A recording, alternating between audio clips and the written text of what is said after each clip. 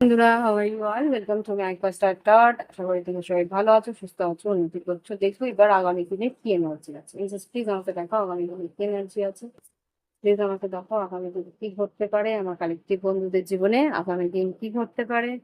Cards দাও।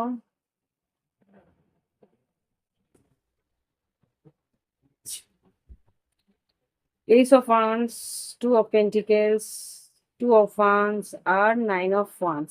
খুব সম্ভবত সুযোগ তোমার কাছে আসছে, সুযোগ সুবিধে বা কোনো রকম একটা অপরচুনিটি তোমার কাছে আসছে, কিন্তু তুমি এটা তোমার কাছে নেওয়ার জায়গায় তুমি কিন্তু এটাকে নিয়ে ভাবনা চিন্তাই বেশি করবে, ওভার থিঙ্কিং করছো।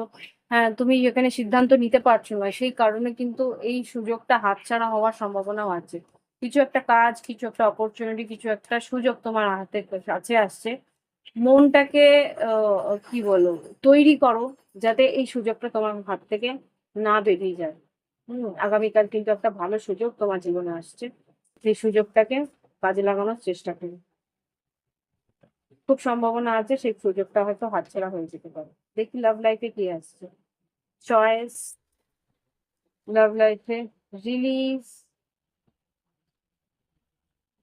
সারেন্ডার আর সেলিব্রেশন। এখানে যা বুঝতে পারছি, তোমার চয়েসের উপরেই নির্ভর করছে তোমার ভালোবাসার সম্পর্ক গুলো কোন দিকে যাবে।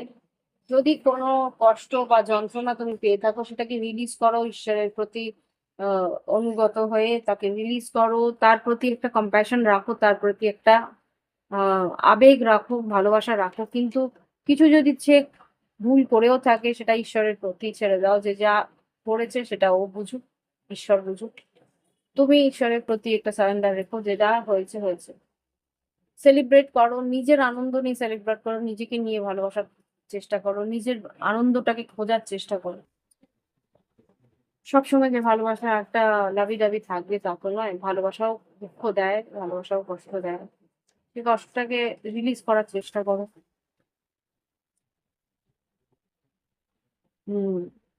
কেন কেন হয়েছিল, কেন কিভাবে হয়েছিল, সে সব প্রশ্নের উত্তর কিন্তু খুঁজতে যেও না। দেখি গাইডেন্স কি দাও। গাইডেন্স কি আগামী দিনের জন্য। গো টু দ্য সি, ইমোশনটাকে বের করো। কাঁদতে ইচ্ছে করলে কেঁদে নাও। ইমোশনটা ভীষণ কষ্ট দিচ্ছে তোমার, সেটা ক্লোজ করে একা সেটাকে বের করে নাও। সোলমেট, অরফেন্ড, হতে পারে তোমার পার্টনার তোমাকে ছেড়ে চলে গেছে বা কোনো রকমে তোমাকে কষ্ট দিয়েছে। তো সেই জায়গা থেকে by the book, no place like home. আর এখানে ট্রুথ টেল টোল, সত্যি কথা হয়তো অনেক সময় কষ্ট দেয়, যেটা সত্যি সেটা তো মেনে নিতেই হবে। হুম। সেটা শক্ত হয়ে, মন শক্ত করে মেনে নাও। ওকে। মন হালকা করার চেষ্টা করো, তুমি বুঝতে পারছি মনটা ভারী আছে, হালকা করার চেষ্টা করো।